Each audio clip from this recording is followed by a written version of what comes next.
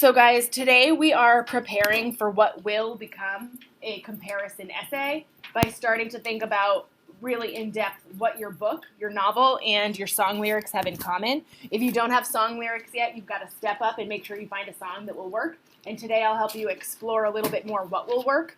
So I already showed you this. This is sort of a journal entry that I did and I typed up for you.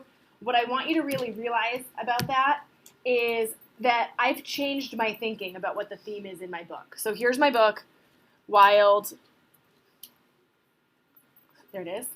Here's my book, Wild, and I've told you that it's about discovering this new version of yourself.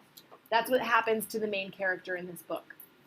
And going through the struggle of climbing the Pacific Crest Trail is what helps her rebuild into this new person.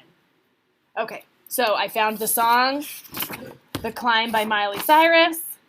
Here are some of the lyrics from that. And as I journaled, as I thought about what these themes had in common, I realized that the lyrics of this song do not exactly match the theme of my book that I was originally thinking. Because she says, it's not about what's waiting on the other side, it's the climb. So what does that mean? I have to think about the metaphor, and she means that it doesn't matter who you are after the climb, right? It's the climb that matters. That's what she means when she just says the climb. Yeah. Like, that's the part that matters. And so I'm in this position as an essayist to figure out these two themes don't match perfectly, but what can match about them? That's how I ended up here, thinking what the ideas that they share. It's that the journey is important, right? Isn't that true in both the song and my book? The journey is important in Wild because it's what makes her who she ends up becoming. And the journey is important in The Climb because it doesn't matter how fast you get there. It doesn't matter what's waiting on the other side. The climb is what matters. Do you see how I'm kind of making it work? I'm taking the two things that are not perfectly matched and making them connect. The last sentence shows how I changed my thinking. Now I'm thinking what the both texts have in common, what's true for both, is that the struggles and challenges we face will test us and impact us for life. Okay, before you leave class today, I want you to have a claim for what your comparison essay will become. That means I want you to have one sentence that uses the title of both text 1, the novel, and text 2, the song. So you're going to kind of imitate my idea here, and I invite you to start writing this down on your song lyrics printout. If you don't have that with you, jot it down in your notebook. So here it goes. Here's my claim. In Wild by Cheryl Strayed. So you're going to write not my book, but you're going to write yours. And what do we do for titles? We underline them. So in the book title, include the author's name. And the song, mine is The Climb by Miley Cyrus, comma, don't skip the comma, it has to be there.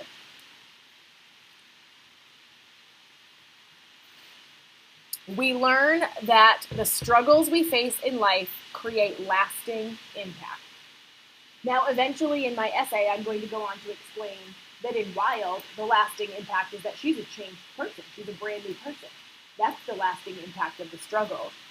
And in The Climb, the lasting impact comes from the lyrics where she says, these are the moments I'm going to remember the most. Like, the lasting impact of The Climb is that you have memories that result from it, okay?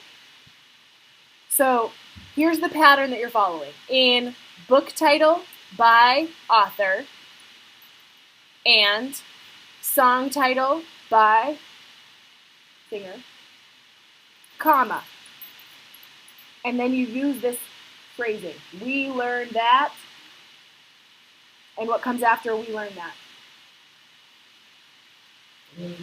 Nope, the theme that they have in common. What is the common theme that you've decided these two texts share? That's the pattern I want you to follow. So you might need a little bit more time to do that, and that is totally fine. The next thing that I want to show you is how I want you to annotate your text. I want you to mark it up. That's why I've asked you to print out these song lyrics instead of just leaving them on your screen, because I want you to be able to write all over them. Has anyone started to write on your song lyrics already, like making stars or making important notes? So you might be able to share with us in a moment what you've done. I want you to see how I do it. And what I'm doing here is analyzing, like an essayist would, in preparation to use this song's lyrics as a text. I'm reading it like poetry. So, I can almost see it, that dream I'm dreaming, but there's a voice inside my head saying you'll never reach it. Every step I'm taking, every move I make feels lost with no direction. So I'm stopping there because this word lost, notice I already did some of my annotating. This word lost, she doesn't literally mean lost, like lost on a trail, or lost with car directions or something. That's figurative language. Feeling lost is like feeling hopeless. So notice how my notes aren't really full sentences, or sometimes they are. I just wrote lost equals hopeless. Like maybe I'll want to use that word hopeless to describe what she means here when she says she feels lost. And then I'm adding in a note because lost equals hopeless. That's a note about what my song lyrics are all about, how that leads to my theme. And instead, I want to add in some notes too to start planning my essay. So what's a time in my book when she feels lost or hopeless? She feels hopeless in her life. It's why she decides to hike the trail in the first place. It's why she decides to take this journey, why she decides to do the climb. Her husband has just left her. They are divorcing. Her mother just dies of cancer very early on in her life. And she is desperate for a change. This hopelessness, that lost feeling, is her reason for taking the hike. Okay, so I'm adding a note to myself, and notice how I can probably include that in a paragraph about comparing these two.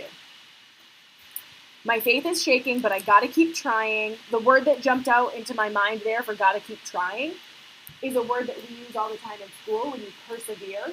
When things are challenging, you don't give up. You don't go to the teacher and say, I can't do this. Instead, you persevere. You keep on keeping on, right? And so the idea of persevering, it reminds me of a scene in the story when, in my book, in Wild, when her boots are too tight. She got the wrong size boots and her feet are really, really in bad shape. And she has no choice. She has got to keep trying. She's got to keep her head held high. That's a saying. Does it mean that she literally has to keep her head lifted up? No, that's not what that saying means. It means more like having some pride and having like a posture to move forward instead of like slumped over. It means that you're ready to keep continuing. That's what keeping your head held high means. It's about pride a little bit too. Now, there's always going to be another mountain. I'm circling the word mountain because this whole thing right here is a big old metaphor. Miley Cyrus is not literally singing about climbing a mountain. She figuratively means that there's always going to be a challenge. Another way that she calls it is an uphill battle. Like life is not going to be easy. Sometimes I'm going to have to lose. You can't win them all. Have you heard that before? It ain't about how fast you get there. It ain't about what's waiting on the other side. It's the climb. I wrote down this idea of living in the moment. And there are a lot of times I can think of in my book when my character, Cheryl, she can't really worry about how fast she's going. She has to just live in the moment.